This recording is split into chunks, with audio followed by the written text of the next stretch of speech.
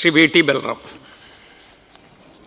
Sir, ജനങ്ങൾക്ക് തെരഞ്ഞെടുപ്പ് കാലത്ത് നൽകിയ വാഗ്ദാനങ്ങൾ ഓരോന്നോരോന്നായി പാലിച്ചുകൊണ്ടുള്ള ഒരു പുതിയ പ്രവർത്തന ശൈലിയുമായി നമ്മുടെ സർക്കാർ മുന്നോട്ട് പോവുകയാണ്. സർ, തെരഞ്ഞെടുപ്പിൽ ജനങ്ങൾക്ക് മുമ്പിൽ വെച്ച ഇന്ദിരാ ഗ്യാരണ്ടിയിലൂടെയുള്ള ഏറ്റവും പ്രധാനപ്പെട്ട വാഗ്ദാനങ്ങളിലൊന്ന് കേരളത്തിലെ മുഴുവൻ സ്ത്രീകൾക്കും KSRTC ബസ്സുകളിൽ സൗജന്യ യാത്ര അനുവദിക്കും എന്നുള്ളതായിരുന്നു. സർ, അത് സമയബന്ധിതമായി നടപ്പാക്കാൻ വേണ്ടിയുള്ള ദ്രുതഗതിയിലുള്ള നടപടികളുമായി KSRTCയും ഗവൺമെൻറ്റും മുന്നോട്ട് പോകുന്നു എന്നാണ് ഞാൻ മനസ്സിലാക്കുന്നത്. അത് എത്രയും പെട്ടെന്ന് പ്രവൃത്തി പഥത്തിലെത്തട്ടെ എന്ന് ആശംസിക്കുകയും ചെയ്യുന്നു. സർ, ഈ ഏറ്റവും പ്രധാനപ്പെട്ട ഒരു അവകാശം അല്ലെങ്കിൽ ഒരു ആനുകൂല്യം അത് കേരളത്തിലെ സ്ത്രീകൾക്ക് മുഴുവനായി ലഭ്യമാവണം എന്നുള്ളതാണ് എനിക്ക് ആവശ്യപ്പെടാനുള്ളത്.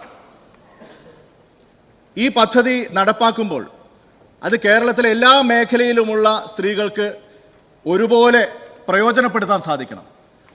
സർ, അതിനായി ഏറ്റവും അടിയന്തരമായി ചെയ്യേണ്ട ഒരു കാര്യം KSRTC എന്ന് പറയുന്ന നമ്മുടെ പൊതുഗതാഗത സംവിധാനത്തിന് കേരളത്തിലെ 14 ജില്ലകളിലും എല്ലാ പ്രദേശങ്ങളിലും സമാനമായ രീതിയിലുള്ള കവറേജും ആ നിലയിലുള്ള സാന്നിധ്യവും ഉണ്ടാകുക എന്ന് ഉറപ്പുവരുത്തുക എന്നുള്ളതാണ്.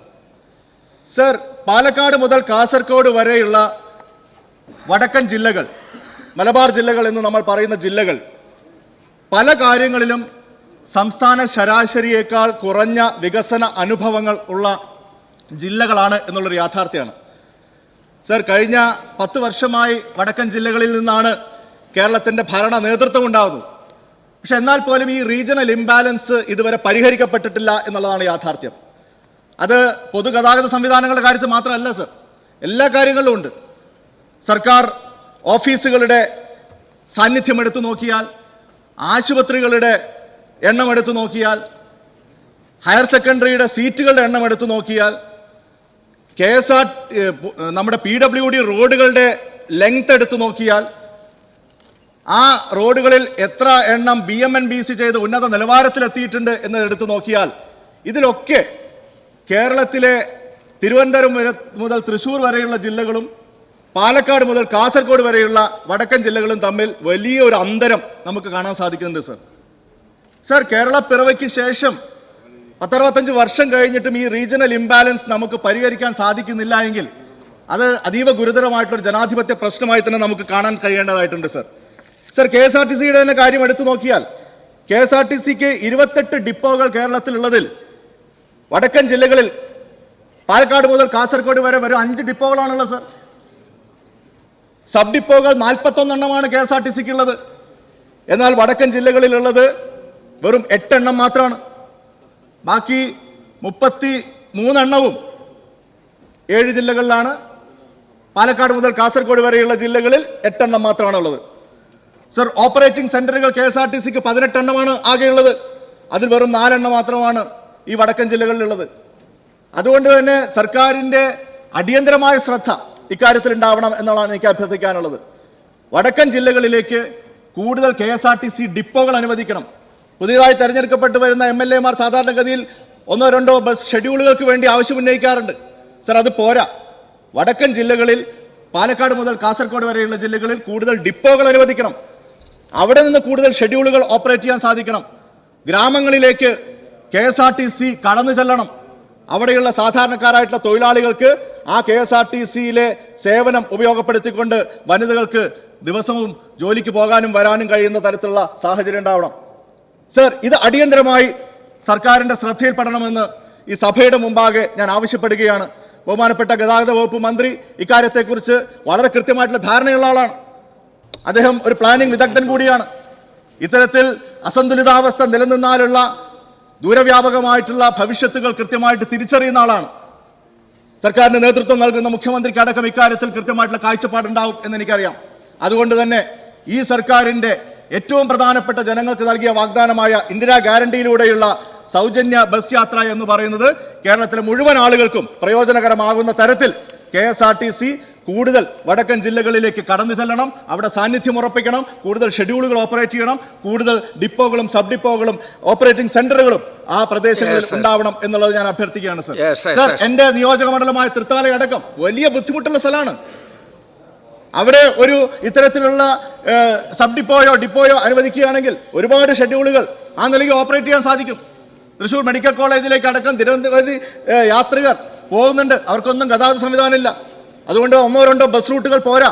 അവിടെ അടക്കം തൃത്താലയടക്കം പട്ടാമ്പി പോലുള്ള സ്ഥലങ്ങളടക്കം പരിഗണിച്ചുകൊണ്ട് പാലക്കാട് ജില്ലയ്ക്ക് പ്രത്യേകമായിട്ടുള്ള പരിഗണന കൂടി നൽകിക്കൊണ്ട് കൂടുതൽ KSRTC ഡിപ്പോകൾ അനുവദിക്കാൻ വേണ്ടിയുള്ള നടപടികൾ സ്വീകരിക്കേണ്ടതിന്റെ അനിവാര്യതയിലേക്കാണ് എനിക്ക് ഈ സഭയുടെ ശ്രദ്ധ ക്ഷണിക്കാനുള്ളത്. ബഹുമാനപ്പെട്ട ഗതാഗത വകുപ്പ് മന്ത്രിയും ബഹുമാനപ്പെട്ട മുഖ്യമന്ത്രിയും അക്കാര്യത്തിൽ ഏറ്റവും ഉചിതമായിട്ടുള്ള തീരുമാനം അടിയന്തരമായി കൈക്കൊള്ളണം എന്നുള്ള അഭ്യർത്ഥന കൂടി ഞാൻ മുന്നോട്ട് വയ്ക്കുകയാണ്. സർ, ബഹുമാനപ്പെട്ട ഗതാഗത വകുപ്പ് മന്ത്രി.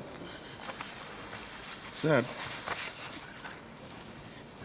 തൃത്താല മെമ്പർ VT ബൽറാം ഉന്നയിച്ച പ്രശ്നം വളരെ ഗൗരവമുള്ളത് തന്നെയാണ്. മലബാർ എന്നറിയപ്പെടുന്ന പാലക്കാട് മുതൽ ഭാരതപ്പുഴയ്ക്ക് വടക്കോട്ടുള്ള പ്രദേശങ്ങളിൽ KSRTC ബസ്സുകൾ താരതമ്യേന കുറവാണ്. ആകെ 5765 ബസ്സുകളുള്ളതിൽ 1406 ബസ്സുകളാണ് ആ പ്രദേശത്തുള്ളത്. അതായത് 24.38%. സർവീസുകൾ ഇവിടെ നിന്നുള്ള സർവീസ് അവിടെയും വരുന്നവർ കൊണ്ട് കൂട്ടുകയാണെങ്കിൽ 33% സർവീസുകളാണ് ആ പ്രദേശത്തുള്ളത്. ആകെയുള്ള യൂണിറ്റുകളിലും ഏതാണ്ട് 25% തന്നെയാണ് ആ പ്രദേശത്തേക്കുള്ളത്. നമ്മുടെ അസംബ്ലി മണ്ഡലങ്ങളുടെ എണ്ണത്തിലും 60-80 എന്ന് നമുക്കറിയാം. സാർ, അതുകൊണ്ട് അദ്ദേഹം ഉന്നയിച്ച വിഷയത്തിൽ ഗൗരവമുണ്ട് എന്ന് തന്നെയാണ് ഗവൺമെൻറ് കാണുന്നത്. KSRTCയുടെ പരിമിതികളും പരാധീനതകളും ഈ സഭയ്ക്ക് വളരെ വ്യക്തമായിട്ടറിയാം.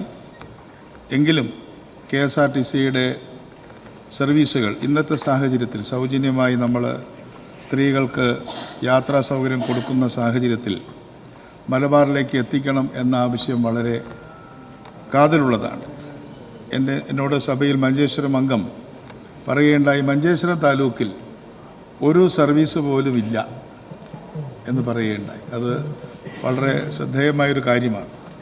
അത്തരം സ്ഥലങ്ങളിൽ പുതിയ സർവീസുകൾ തീർച്ചയായിട്ടും നമുക്ക് കൊണ്ടുവരണം. അല്ലെങ്കിൽ ഈ ആനുകൂല്യം എന്താണെന്ന് ചില പ്രദേശങ്ങൾ അറിയാതെ പോകുന്നൊരു സാഹചര്യം ഉണ്ടാകും. അതിന് ഗവൺമെൻറ് പരമാവധി ശ്രമിക്കും എന്ന് മാത്രമാണ് സഭയെ അറിയിക്കാനുള്ളത്. ചോദ്യം. സർ, ബഹുമാനനായ ഗതാഗത വകുപ്പ് മന്ത്രിയുടെ ഏറ്റവും ഉചിതമായ അനുകൂല മറുപടിക്ക് പ്രത്യേകമായിട്ടുള്ള നന്ദി അറിയിക്കുകയാണ്. എനിക്ക് സ്പെസിഫിക് ആയിട്ട് എടുത്തു ചോദിക്കാനുള്ളതും അങ്ങയുടെ ശ്രദ്ധയിൽ വീണ്ടും കൊണ്ടുവരാനുള്ളതും അല്ല, ഞങ്ങൾ ചെയ്തോളാം. ചോദ്യം ചോദിക്കട്ടെ. ചോദ്യം ചോദിച്ചോളൂ. എനിക്ക് സ്പെസിഫിക് ആയി തന്നെ ചോദിക്കാനുള്ളത്, ഇങ്ങനെ വടക്കൻ ജില്ലകളിലേക്ക് അവിടെ കൂടുതൽ KSRTCയുടെ സാന്നിധ്യം വ്യാപിപ്പിക്കും, കൂടുതൽ ഫ്ലീറ്റുകൾ ആ പ്രദേശങ്ങളിൽ ഡിപ്ലോയ് ചെയ്യും എന്നൊക്കെ അങ്ങ് പറയുന്ന സാഹചര്യത്തിൽ ഇത് ഓപ്പറേറ്റ് ചെയ്യുന്നതിന് വേണ്ടിയുള്ള ഒരു ഡിപ്പോ തൃത്താല കേന്ദ്രീകരിച്ച് ആരംഭിക്കാൻ സാധിക്കുമോ?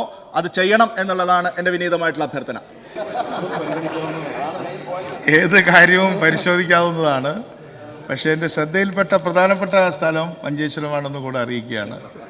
അതിൽ തൃത്താലയുടെ കാര്യം ബഹുമാന്യനായ അംഗം പറഞ്ഞതും പരിശോധിക്കാം. കൂടുതൽ സർവീസുകൾ തുടങ്ങുന്നതിനെക്കുറിച്ച് KSRTCയുടെ ആരോഗ്യം മെച്ചപ്പെടുന്ന മുറയ്ക്ക് അത് വളരെ ഭംഗിയായി ചെയ്യാമെന്നാണ് സാർ പറയാനുള്ളത്.